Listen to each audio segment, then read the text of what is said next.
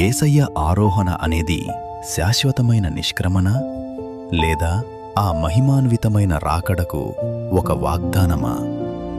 మృతులలో నుండి లేచిన తర్వాత యేసు 40 రోజుల పాటు తన శిష్యులతో ఉన్నాడు. ఆయన దేవుని రాజ్యం గురించి, రాబోయే రక్షణ గురించి మాట్లాడారు. అప్పుడు ఒలీవల కొండ మీద ఆయన వారిని ఆశీర్వదించటానికి తన చేతులను పైకెత్తారు. వారు చూస్తుండగానే ఆయన పైకి తీసుకోబడ్డాడు తన మహిమ ద్వారా.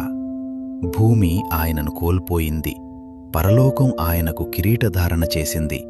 2 దేవదూతలు వచ్చి, మీ యొద్ద నుండి పరలోకానికి తీసుకోబడిన యేసయ్య, ఆయన వెళ్లడం మీరు ఎలా చూశారో అలాగే తిరిగి వస్తారు అని చెప్పిరి. శిష్యులు ఆశ్చర్యంతో అలా చూస్తూనే ఉండిపోయారు. ఆయన ఆరోహణ కేవలం ఒక నిష్క్రమణ కాదు, అది ఆయన సింహాసనాన్ని అధిష్ఠించడం. పునరుద్ధానుడైన క్రీస్తు ఇప్పుడు మహిమతో పాలిస్తున్నాడని మీరు నమ్మినట్లయితే ఆమేన్ అని టైప్ చేసి ఆయనే రాజులకు రాజు అని ప్రకటించండి.